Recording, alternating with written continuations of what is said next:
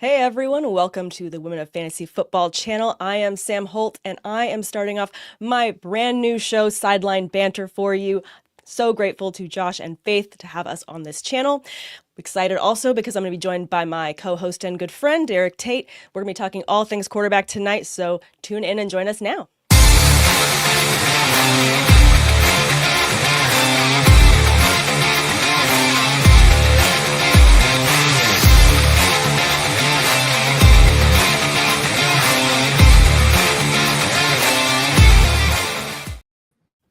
Hello, Derek. It is so good to be back together. If you guys are familiar at all with us, Derek and I have a long history. We used to do our show, The Fantasy Debate with Sam and Tate, back in the day. And because we are just obsessed with all things fantasy football and we wanted to bring it back, we decided new show, new year, new us. Tate, we are back together. How does it feel? Yeah, I was going to call it the pilot episode. It's kind of like a pilot. Yeah, It's like a spin-off of our own show, though. So I don't know what that's like. Are we like a young Sheldon? I don't know, maybe a young Sheldon. Hopefully it goes better than Joey's spinoff from Friends. Yeah. So I love Joey, and some things have changed, but I'm still like doing the everywhere we go. People want to know, roll the Titans, remember the Titans, like with the intro music. I was jamming a little bit, but I'm ready to go. I'm ready to go too. And if you guys have any questions, please throw them in the comments. Like I said, we're going to be covering all things quarterbacks today. We'll be going by positions until the season starts. And then because our show will stay on Tuesday nights, we will go into the season talking about your waiver wire pickups, previewing Thursday Night Football, and we'll also preview Game of the Week as well, again, going into this season. So, Tate, let's just go ahead and jump right in. I called this episode in this series Smash or Pass. We will get to the Smash or Pass later. I know that I kind of threw that at you last minute, but we're talking quarterbacks, so you're excited, right? I'm very excited. The segment name I may have a comment or two on later, but we're not doing that right now. We're starting off with guys that we really like, I believe, correct? Yes, we're starting off with quarterbacks that we like, and we are targeting in all of our drafts. We'll talk a little bit about Superflex versus single QB strategies as well later, but just want to start it off really quick because I know we're both deep in draft mode. I finished my Scott Fishbowl draft, and I left with several quarterbacks I was very pleased to leave with, most notably Josh Allen. I wanted to make sure I left that draft with him, and I feel like it's probably chalky to say that you want to walk away from a Superflex draft with someone like Josh Allen, but I feel like he's worth the hype, and especially with the volume that you can get from him, I feel like he's just a safe pick in terms of that draft strategy. Well, yeah, considering the fact that he's been a top 2 fantasy quarterback now for like 6 straight years, I'd say the data supports being excited about that pick. Absolutely. And I think that also there's such a big uptick in terms of rushing quarterbacks and their upside. Josh Allen just has broken the mold, redefined it year in and year out. He has 37% inside the 5 rush attempts when you compare him to other quarterbacks. I'll be using the comparison tool over on fantasylife.com a lot as we go through this. It is my new favorite tool. Make sure you guys go and check it out. But in terms of comparing him to production from other quarterbacks, there's a reason he's in the top tier. I'd say so. The only thing that worries me a little bit about him is the 28 passing touchdowns when the other top 4 fantasy quarterbacks from last year all had 40 plus. Of course, the rushing touchdown floor and production is what kind of stabilizes it out and makes Josh Allen a bona fide stud at the quarterback position. But I feel you. He's worth the pick. You feel good every time you take Josh Allen. You do. You feel good like you're not messing up your draft by taking him. I feel like there's some people that are probably starting off, if they haven't done a lot of drafts and they want to just make sure they walk away with a pick that they feel confident in. He's one, especially in Superflex, like I said, that you can feel good starting off your draft with him. I feel like, again, Superflex taking him in the first 5 is not crazy, but also single QB, I would probably wait to take him maybe end of the second. Yeah, no, I'm pumping the brakes on Josh Allen in the first round of a 1 QB league. But Superflex, I don't think you can go wrong with Josh Allen as the 101. No, I definitely don't think so. All right, I got to hear one that you love. I kind of went easy with my first one. I needed a layup. You took the layup, and I'm on board with it. I'm going to try to give some folks, people that I love that are a little bit further down the draft board, right? All right, fine. Maybe some of those breakout options. JJ McCarthy. Over at Fantasy Life, they have a consensus overall ADP, I believe, of 138 overall. So we're talking what, 12th round? JJ McCarthy, I understand, didn't play his rookie year because he got injured, and he's a bit of an unknown.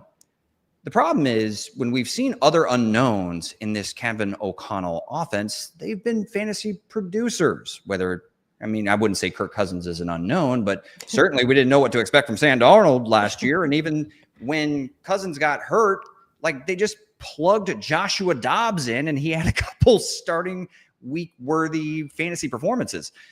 I kind of think that Kevin O'Connell is kind of like the Mr. Miyagi of, quarterback developers, if you will. He can take a talented guy like Daniel LaRusso and turn him into a fantasy contributor. So I've kind of got that. I got my movie reference in there, first of all, but there's just so much to like about JJ McCarthy at this current price, Sam. Like there's the offensive line, solid. You've got arguably one of the best wide receiver duos in the league in Justin Jefferson and Jordan Addison. Of course, it's anchored by Jefferson, who's arguably the best receiver in the league. And oh, by the way, TJ Hawkinson's only, in the conversation for a top 3 tight end in the NFL. I just believe that we've seen this offensive friendly scheme for quarterbacks really pay dividends from a fantasy lens. And you can make an argument that JJ McCarthy as a pure prospect is maybe the most talented quarterback that Kevin O'Connell's ever had in that scheme. He's a very good athlete, Sam. I think we talked about the rushing floor, right, with Josh Allen.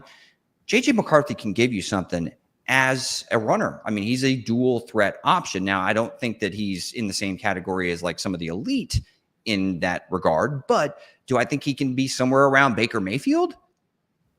I do. I mean, probably somewhere between Baker Mayfield and Bo Nix is where I could see JJ McCarthy's rushing contributions. And if this offensive scheme continues to be fantasy friendly for quarterbacks, then JJ McCarthy's price is one that really intrigues me. I agree. I think that he's someone that's high on my Superflex list as well. If I can get him as my second quarterback, I'm pretty stoked on it. And he's also someone you can wait on late. So if you're looking to bolster your roster early and you're really waiting on QB, I think he's probably in the late round quarterbacks that I don't mind targeting. I clearly love him too. In that range. Absolutely. And you just brought up Bo Nix, who's another love for me in terms of quarterbacks I'm targeting this season. He absolutely lit a fire underneath the Broncos, which they absolutely needed last season. When you compare him to other quarterbacks in the model as well, he's sitting at 37.4 in terms of dropbacks. He's also at 32.7% on pass attempts.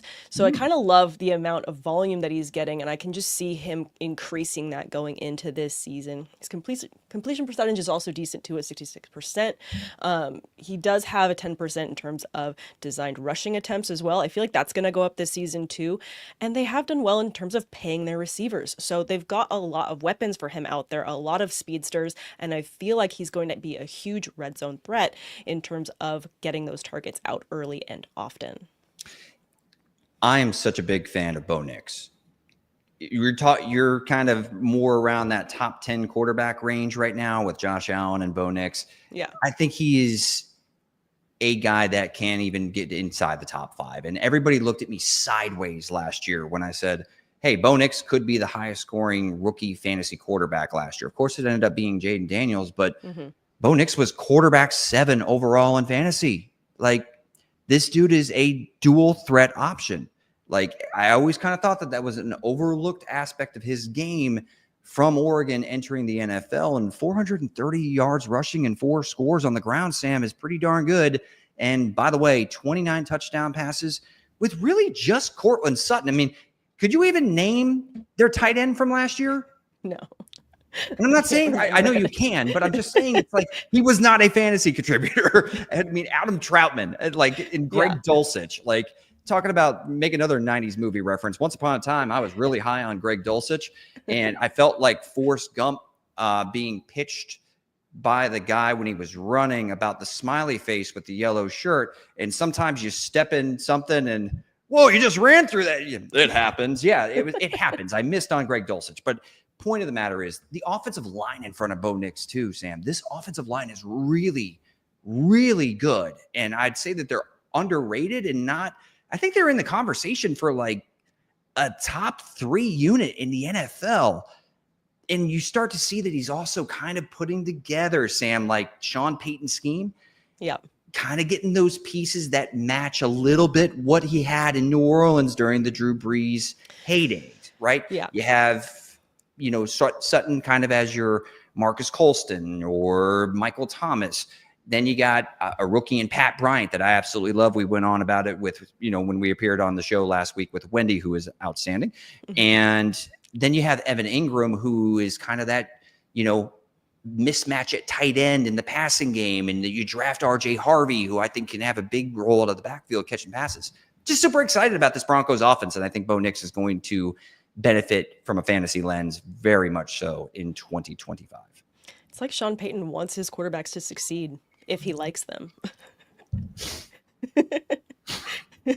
Well, it's always one way to. Yes. If I like them, I would like them to succeed.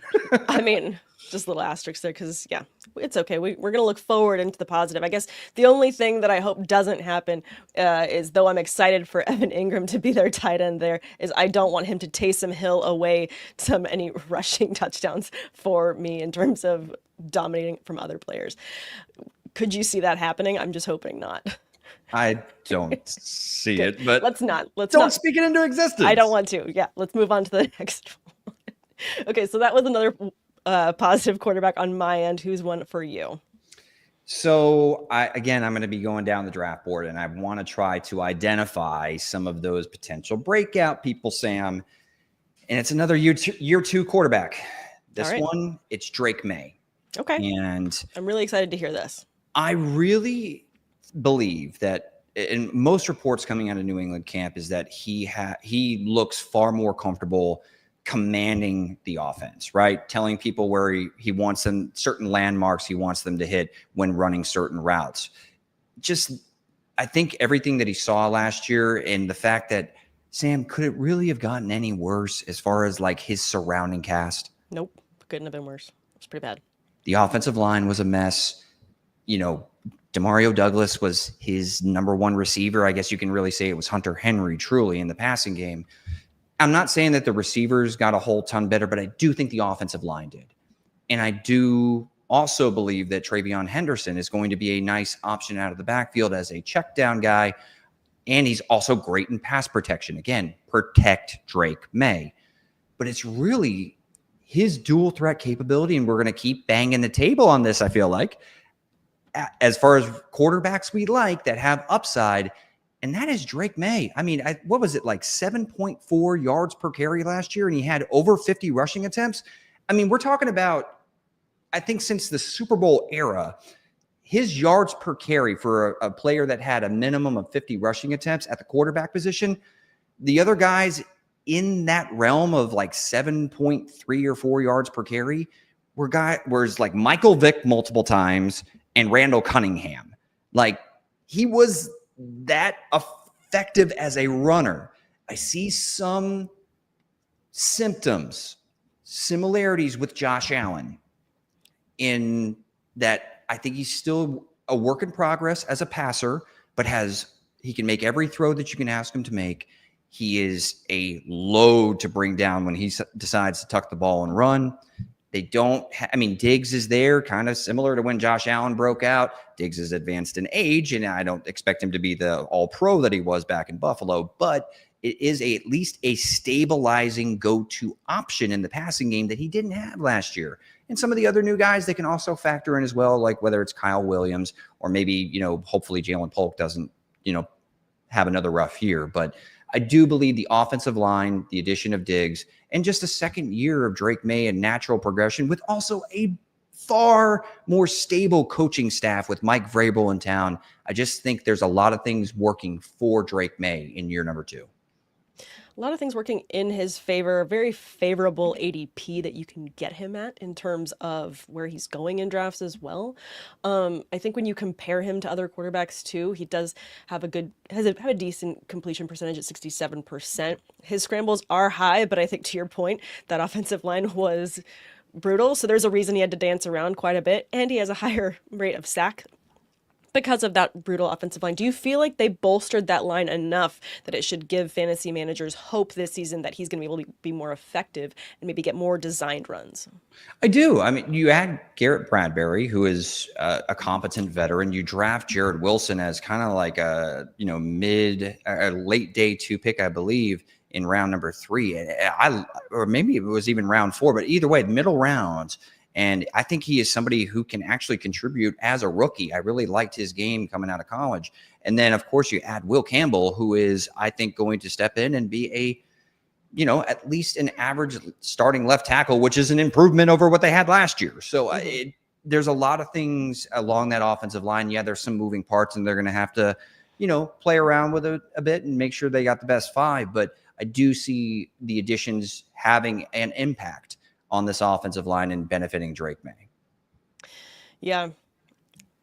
I want to be more in on him. Maybe I just have a bitter taste in my mouth as a Steelers fan against the Patriots, and I need to get past that. But this is how we move past biases. Fantasy football is the bridge to learning to love players and therefore burying the hatchet with other teams, right? That's what I talked to my therapist about. It sounds like you're in a good place because we talk it through. I'm not in a great place when it comes to some players, and in certain teams, I can't get past my own biases in some ways. But it sounds like you're in a better place, so I'm going to take your opinion for things and not mine. You have to be glass half full going into this season. That's what I like to say. Unless you're the Browns. Yeah, and they just stay at the bottom. Anyways, before we go there, let's talk more about quarterbacks in terms of the ones we're out on, we're passing on, we move on from. And this is probably a chalky pick again, but I'll start it off right at the top. I don't target, and I don't think anyone should be targeting Patrick Mahomes in their drafts this season. He is a amazing NFL quarterback. Do not come for me in the comments. I got it from another podcast that I did when I said that I was out on Christian McCaffrey, but we're not talking about that. We're talking about quarterbacks. Mahomes is an amazing NFL quarterback. Yes, he's amazing, but he's not amazing for your fantasy team. In terms of everything that we've talked about from these other quarterbacks, there's so many points that they're putting out there from other things they're doing with the rushing upside, with the rushing touchdowns, with the volume they have. It's kind of like how Brady used to be in the past, where he is so skilled and almost like a surgeon, scalpel level accuracy. He doesn't have to throw the ball that much to be efficient and win games. You want someone like Bo Nix who's going to be running all over the field, throwing that ball everywhere and getting you as much volume as possible for upside. I just feel like when you look at Mahomes, you're not going to get all of the possible potential points, and you're paying too high a premium for him where you need to get him as well. Am I wrong? Tell me if I'm wrong or just agree with me. I'm going to pile on. I'm going to pile on. And look, Patrick Mahomes, I think if he were to quit today, he has a strong argument for being the second best quarterback to ever play in the NFL. That's how first ballot Hall of Famer. Absolutely. That's how good this guy, great this guy is. Good does it a disservice how great he is. But right now he's going number 63 overall. Right. And that's early 6th round, maybe late 5th. And while he is so great that he could make you, me, and anybody who doubts him look stupid, because we've seen his quarterback 1 overall fantasy ceiling in the past. The problem is, over the last 2 years, when I put Patrick Mahomes in my starting lineup, it's like watching a movie with a sequel that was made like years later that I'm like, yeah, that looks like Jim Carrey in Dumb and Dumberer, but it's not the same. It's just not the same. No. And Mahomes isn't the same fantasy weapon that he used to be. I mean, the numbers speak it out. You mentioned some of them. Look, the last 2 years, fantasy points per game at quarterback, he's ranked 13th 2 years in a row. And then his air yards per pass, 3.4 in 2024. That ranked 56th. Now, granted, I could have filtered out the numbers to have a minimum amount of attempts, but the point of the matter is he was behind guys like Gardner Minshew, Drake Maye, and Caleb Williams. And by the way, he was more than a full yard behind guys like Trevor Lawrence, Justin Herbert, and Joe Burrow. And then you look at yards per pass attempt. He was 39th, a little bit better at 6.8, but he was still more than a full yard behind Brock Purdy, Jared Goff, Baker Mayfield, and Sam Darnold. And you mentioned some of the rushing upside. Like, while Mahomes is a sneaky scrambler, you don't see the Chiefs really dialing up quarterback design runs in the regular season all that often. And it's smart business. You want to keep them healthy. But the thing that Sam that could come back to bite us, he was still second in red zone passing attempts at 99. Maybe a healthy Rashee Rice, maybe a second-year breakout for Xavier Worthy, a motivated Travis Kelce, and then a healthier offensive line, which Justin Simmons looks like he's fully healthy and could be a steal at the end of the first round. There's a lot of paths to where Mahomes could return to elite fantasy status, but we just haven't seen it. And the Rashee Rice situation does make me a little bit weary, because if we don't know his status entering the season, are the Chiefs going to be off to kind of the formula that we've seen from them in recent years, which is, play small ball, hit check downs underneath and just lean on a good defense? I mean, I feel like we know what the Chiefs are, and they have hit a stride in terms of what they put out every single season. It reminds me of the aughts Spurs that used to beat the Lakers, in terms of how they were always not only championship contenders, but they would win in the most boring fashion. And maybe, again, that's just being a very biased Lakers fan, but it was boring basketball, but it was just clinical because they had everything dialed in terms of the different plays to draw up. It wasn't fancy, but they got the job done. And I feel like that's what the Chiefs are. They just know the formula. They're not changing it. They don't need to change it in order to continue winning and making it to the playoffs every year. Whereas for my fantasy team, I want upside. I want to make things a little bit spicier, and I want to make sure that I have the best possible advantage for the most possible points. And I don't feel like I'm going to get that high level upside that I could from some of the other quarterbacks we've already talked about. We're clearly in lockstep on this one, which is crazy to say that we both don't like Patrick Mahomes in 2025. We're both out on him. And it's funny too that you bring up Sam Darnold as well, because I pulled up a couple quarterbacks to throw into the utilization comparison tool, again, over on fantasylife.com. This is my new favorite tool. Comparing Mahomes to Joe Burrow, Brock Purdy, and Sam Darnold, just in terms of the volume in which they all throw. And Mahomes sits at the bottom of the utilization comparison of all four of these. So with Burrow coming out on top at a projected 22.9 PPR points, Purdy at 19, Sam Darnold at 18.9, and Mahomes at 18.8. He doesn't win in any categories when you compare the four. And actually, Sam Darnold has a higher ADOT than him at 9.0 versus Mahomes 6.8. Yikes. I know. Yikes. Ew. It's pretty gross. So again, it's not that I don't like him. It's just that I want people to win their leagues with the best possible potential. And I think you should look elsewhere rather than get distracted by the flashy name. With you. I've got another name I want to throw up there Go for it. Before we jump into some strategy. Yes. Kyler Murray drives me mad. Yeah. He does. I truly think that this may be the final year for Kyler Murray in Arizona. Mm-hmm. And I get that we talk about the guys that have that rushing upside. Kyler Murray has it. Like, he does. And considering that he tore his ACL a couple years ago and he averaged 7.33 yards per carry last season, that's pretty darn impressive. And quietly, Arizona has some pieces that I like, and particularly along the offensive line. But there are the peaks and valleys with him. Just in a one QB league, if you want to stream him with somebody else, sure. Him as your quarterback too in like a Superflex league, okay. But I just think you're going to have to accept that there's going to be some games where he just doesn't have it. And I don't think that they really know how they want to utilize Marvin Harrison Jr. yet. I mean, Nope. they got Trey McBride down. That's for darn sure. But, we'll see if this marriage between him and MHJ really blossoms into something special, because it had some nice moments, but it was far too inconsistent.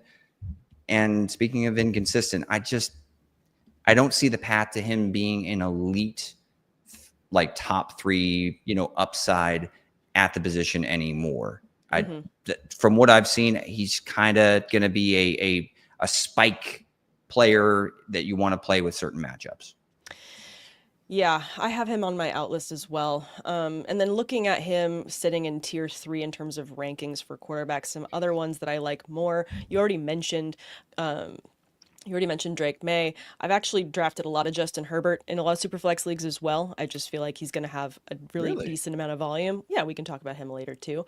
But when you compare him to some of these others, I kind of like the upside more of like a Caleb Williams, who's got Ben Johnson now. Who's going to design up things and hopefully make it rain in a good way in Chicago there for all of those Bears fans who desperately need it. I'm so hoping that Ben Johnson is able to get through to him and get him to play, just, rein him in just a little bit. I think he's got the fun. Caleb needs fun, and Johnson dials up fun plays, interesting plays. He knows how to get everyone on the field utilized in a proper way. And I think that's going to hold someone with a younger mindset interest.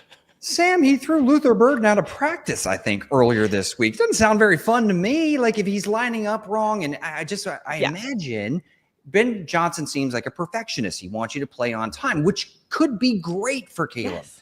I just think that there's going to be an adjustment period. Oh, I'm sure. I'm not going to say there's not going to be some bumps and bruises along the way, but again, I'm looking for some fun in terms of this, and I'm not seeing a lot of, fun sparks coming out of Kyler Murray. And again, throwing it into comparison tool in terms of other quarterbacks that have rushing upside, I threw Lamar Jackson in the mix, Jayden Daniels, I've got Bo Nix, Kyler Murray, and I even threw Baker Mayfield just to see what this tool did to spit it out. And where did Kyler Murray end up on this list of 5? At the very end, in terms of overall projected points. At the bottom with 18.3, and of course Lamar at the top with 25.8. He didn't win any categories in terms of snaps, pass attempts, dropbacks, ADOT, rush attempts, any of that. And Baker Mayfield actually wins the group in terms of dropbacks with 37.8 and 72% in terms of completion percentage. I just feel like, again, this kind of goes into the model of how you set up your draft strategy, who you're targeting. It's really important to look at these tiers and see how players break down. I think that there's a lot of buyer's remorse when you're in the middle of a draft as well. You can probably go into each round thinking, I'm hoping to get this, and if player A doesn't fall to you, you feel like you have to pivot quickly. Oh, well, I can't miss out on the quarterback because I just missed out on Kyler Murray. Well, there's other quarterbacks that you can grab later that are going to give you higher upside anyways. So don't feel bad if you miss out on someone that you were targeting. There's plenty of reasons why we look at rankings in terms of tiers instead of just 1 through 100.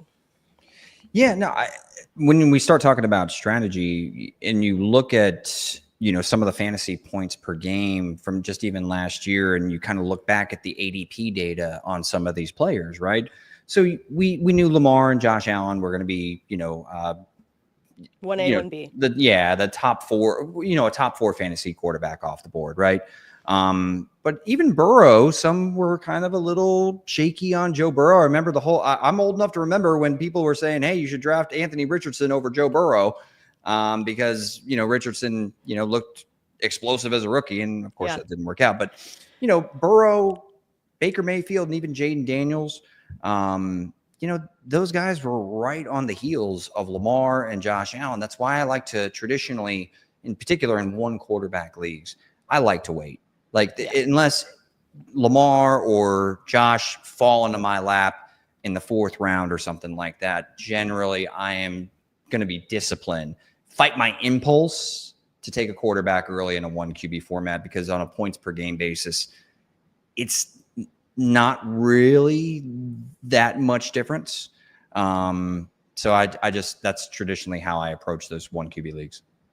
I think that's the way to do it. And actually, let's just go ahead and start and transition and just start talking about draft strategy. I think we've covered a lot of quarterbacks in terms of loves and dislikes. We definitely had more loves than dislikes. But again, I like to be a glass half full person going into the season rather than just completely tanking a whole conversation with everyone I hate, because I don't want to spend a whole episode talking about the Browns. So let's just talk about strategy instead, and we can go into Superflex versus single QB. I wanted to start off kind of at the top with, I feel like I have far more Superflex leagues now than I ever have. Do you feel like this is going to be the trend going forward, and we're going to start to see fewer and fewer single QB leagues? I feel like it's going to be the trend for me. I can't speak for everybody. Some folks probably don't like the, dual quarterback starting options that you have available in that type of format. But I think it adds an extra element to your draft. I think it makes it far more strategic to as far as when to pull the trigger on adding those signal callers in your fantasy draft. I enjoy it, but I don't know if it'll become the norm.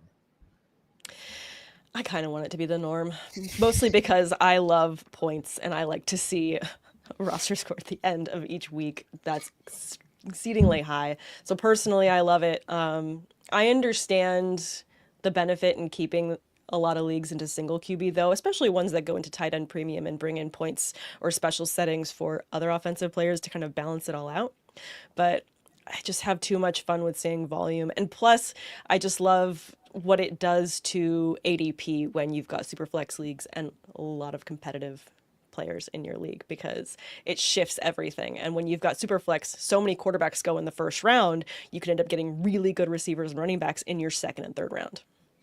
Well, I think that when it comes to a super flex strategy, and maybe you can tell me how you approach it, because I think it really depends on how many teams are in your league as far as where I start to try to target, though you're taking your first quarterback.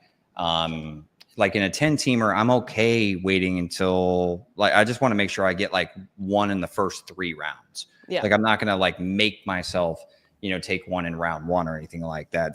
Kind of same thing in like a 12-team, but in like 14 or 16 team, like you got to take one in the first or second round, or if not both, just because the player pool dries up really fast. It does. So on that note, I'm going to bring up a couple leagues that I drafted in terms of, practicing what we preach in terms of how we draft. I'm in this one league, I'm in a 16-teamer Superflex, which that dries up quick.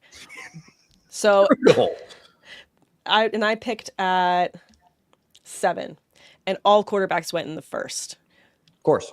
So I wanted to buck the trend, and I went Bijan Robinson at my 107. Brave soul. I was so brave. I was so brave. And then it came around to the second, and the top quarterback available was Drake Maye.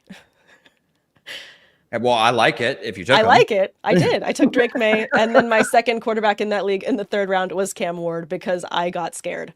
So sometimes these things happen. But that's kind of the result of being Superflex 16 team. I probably should have just stayed on the quarterback trend, even though I really wanted to get a top running back again, because it's a 16-teamer. I wanted to have that upside, but I love it's it. just sometimes how the cookie crumbles. You're brave. I mean, I was brave. Like Brienne of Tarth type brave. Oh wait, you're not a Game of Thrones person. No. Come on. Anyway, it's too long, and it's too much time has passed. I can't get caught up. Okay. We'll move on. But I'm in a 16-teamer. Like, yeah, I'm not surprised that Drake Maye, back half of the second round was the best quarterback available. No, it was kind of a brutal situation. But for a big comparison, in another league that I'm in, which is 12 teams Superflex as well, and I drafted at the 4 spot, I took Jayden Daniels. And then later on, not until round 9, I took CJ Stroud. So I'm not too mad about that one in terms of, again, I got a quarterback that has the rushing upside, but then I've also got someone with a consistent high floor in terms of passes. So finding that balance between your 2 quarterbacks, I also think is helpful. I do love teams that can stack on 2 rushing quarterbacks. I haven't had that fall to me yet, but that doesn't mean you can't do it. If you speak it into existence, I want that for you guys too. I wouldn't be surprised at all if Jayden Daniels finishes the year as the quarterback 1, or maybe even the highest scoring fantasy player in all fantasy football this year. Is that just because of the elite usage we saw out of him last year, or do you feel like they're going to continue to build for him this season, his playbook? Because I think there's a lot of people that are nervous about a sophomore slump and think that perhaps teams are going to have seen the tape and know all of his tricks and they're going to have answers for it. I disagree because I feel like he is so young and that is such a young team as well that they are going to have ways to continue to build off of the success they had last year rather than just stick to the same playbook. Yeah, I have to disagree wholeheartedly. Did the offensive line get better? I think that the answer is definitively yes. Yes. I mean, when you trade for Laramie Tunzel, that's already enough. But then you invest your first round pick in Josh Connerly Jr., who I think can start it for them at right tackle. Now they're going to have to figure it out with Andrew Wiley, and Sam Cosmi is coming back from an injury at some point, hopefully later this year. But they have a pretty good looking starting five on paper. Yeah. And you add Deebo Samuel. I understand. I'm not high on Deebo for this year, but I think he could serve a role in that offense. I do. I think that they run a lot of RPO stuff, and Sam, he can still be a weapon as a yak threat, and even give him the ball in a couple carries. But yeah, Jayden Daniels behind and I think an improved offensive line with a couple more weapons in the passing game that I think can raise the floor of his, the scoring offense as a whole, generate more scoring opportunities, but that's only going to benefit Jayden Daniels. Not to mention, they don't really have a true bell cow back to hand the ball to. There's no Saquon or Derrick Henry to kind of steal looks away from Jalen Hurts or Lamar Jackson when they get in close. I mean, Jayden's that dude. I don't see a sophomore slump. No, I don't see one for him either. And I mean, just again, because you brought them up in terms of like Lamar Jackson as well, because he does have Derrick Henry, but everyone says, well, are they going to be able to cannibalize off each other's rushing touchdowns? No, not when it's designed runs for either one. I feel like there's definitely opportunity for both to always get in the end zone. Look, and don't, I'm sorry, I didn't mean to interrupt, but I mean, you're good. Do we think that I see a lot of similarities between Jayden Daniels and a young Lamar Jackson? Yeah. I actually think he was further along as a passer entering the NFL than Lamar was. And we kind of saw that last year.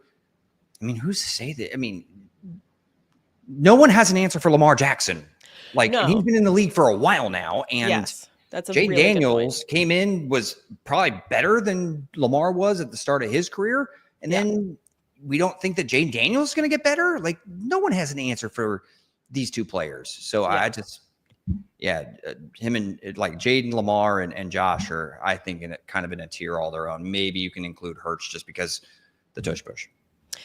Yeah, well, I mean, and he's a great player. He's a great player. I don't mean to disparage that. No, and his ability to scramble as well is, I think, overlooked because we see so many other players that are also good at scrambling. I think it is hard to count any of them out. And I think it's an interesting comparison too, to even say, like, year in and year out, people are always discounting Lamar Jackson or forgetting about him, or there's always a knock on him going into the season. Why? I don't know. Maybe it's just because it seems like some, shows like to reprint and copy paste from the previous year because maybe they went on vacation too long and they're like, yeah, let's just say the same thing and it's fine. Because at this point it's old and I'm kind of tired of hearing it. And I'm a Steelers fan and I'm still just like, no, Lamar Jackson is amazing. And when I watched him at Louisville and I watched him get drafted to the Ravens, I was screaming because I didn't want to see him on my enemy's team.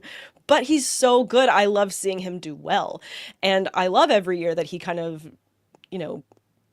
beats up on the haters with his performance. And he's such an amazing player, amazing teammate, amazing captain of his team too. I feel like it makes sense and doesn't make sense that Jayden Daniels can fall into this same category of getting looked over year in and year out as he continues to exceed and do well. It's like haters gonna hate. And at some point you just got to get over it. Lamar is a great ambassador for the sport of football, just across the board. I mean, his skill set is among the most unique and talented that we've ever seen at the quarterback position. You could make an argument he's the most naturally talented quarterback we've ever seen because of what he has And we've seen him evolve and continue to get better and better and better. Anybody that is just copy and pasting their original take on Lamar Jackson at this point, when there is a preponderance of evidence that speaks against your narratives that he can't throw the football, I don't know what to tell you. You're just stuck in your ways, and you're dying on your hill. And you probably died a couple of years ago on the take that Lamar can't throw. I know. People need to get off that hill. Don't die on it. There's no point. All right, so I guess before we wrap up the show with a quick round of smash or pass in terms of drafting these quarterbacks, and we're going to give each other 4 quarterbacks, and we're going to do a real quick rapid fire of smash or pass. What are 2 combo super flex quarterbacks that you're targeting if you're going into a draft tomorrow and you hope to walk away with these 2? What are some sets that you really love? For dual threat quarterbacks? Just for your own Superflex strategy in terms of what you want to walk away with in any Superflex draft. Superflex draft, I'd like to, get a top tier guy. I'm fine with like around that Bo Nix tier, and then bring it back around. I'm totally okay with getting a guy like the ones we mentioned, Drake Maye, JJ McCarthy. I still have some hope for Trevor Lawrence. The Prince, but might be the only one. I still believe that the Liam Cohen effect, offensive coordinator from the Tampa Bay Buccaneers. I saw what he did for Baker Mayfield in that offense. I think it could have a similar impact for Trevor Lawrence if things fall right. And Travis Hunter is the stud that we all believe he is. Yeah. I guess for myself, I have several pairings of Josh Allen and Justin Herbert. Got my rushing upside and went early on Allen in those drafts, and I'm pretty happy with those. Again, that was because I was willing to spend at ADP, and I believe I was drafting in mid-rounds for that, so just for comparison. And then other combos I like if I'm going to wait on quarterback, I do love Baker Mayfield and Bo Nix in terms of grabbing them middle, because then I can stock up on number ones across the top in early drafts. So that's kind of a favorite spot for me in terms of where I like to take them and stack them together. I'll ask real quick, of these 4, who would you go with? Michael Penix Jr., Matthew Stafford, Bryce Young, Aaron Rodgers. Matthew Stafford. Even with the back injury? He's always hurt. Fair point. He throws touchdowns even when he's got broken ribs and broken feet. He's fine. He can win a Super Bowl. He's proven it. When his arm's about to fall off, he throws game-winning touchdown passes dating back to his days in Detroit. I'm pretty sure McVay would just run onto the field wearing like an all-green outfit to prop him up just to keep him moving across the screen. I have no rebuttal. You could see it, couldn't you? Yeah. I painted the picture perfectly. Yes, for our audio listening audience. Perfect depiction. You're welcome. I'm glad I could leave you with that. All right. Do you want to throw 4 quarterbacks at me and I'll tell you smash or pass? And then I'll pick 4 for you. Yeah. Jordan Love, CJ Stroud. Jordan Love, smash. CJ Stroud, pass. Okay. Hit me with one. Okay, I'll go Joe Burrow and Brock Purdy. Burrow. Okay. Burrow. Oh, so okay. I guess we're playing I feel like I'm playing like fantasy football Tinder. That's the whole point. Burrow, smash the draft button. I'm going to be very clear about how I'm smashing here. And Purdy, I'm also smashing the draft button. So you'll smash on both. Okay, great. Yes. All right. Throw 2 at me. All right. I'm going to make this one. I'm going to make it fun. How about Caleb Williams, Jared Goff? Oh, I will smash on both for ADP. And again, in terms of drafting them late, I think they're a decent value. And I know the output that I'm going to get out of Goff. And I like the rushing upside for Williams in terms of scrambling more this season. I don't know why I'm so high on him. This always happens. I get high on one team going into the season and then they break my heart. But hey, Chicago fans, I'm right there with you. I want good things to happen. Goff makes me a little bit nervous. I know it sounds crazy, but can we name a season where Jared Goff looked great from a fantasy lens where or when either Sean McVay or Ben Johnson wasn't his play caller. No, because we've only ever had that. But that's what I mean. I know. No, I mean he actually his rookie year he was with Jeff Fisher, and Okay, well, he we're looked not like gonna he looked we're like a not gonna potential blame him for that. But even his first year in Detroit, Sam, even his first year in Detroit, and I understand that the roster has improved drastically, right? It has. But 3,200 yards, 19 touchdowns, and 8 picks. Like, I'm saying, is he going to return on that elite value or produce at the clip that he did historically when his defense was ravaged by injuries? They did lose Frank Ragnow, who is a great center who anchored that unit. I understand that they drafted Tate Ratledge from Georgia, should be a good player, but is the offensive schematics, is Ben Johnson going to have an impact, his departure, on this offense as a whole? I'm just kind of curious to see what it looks like.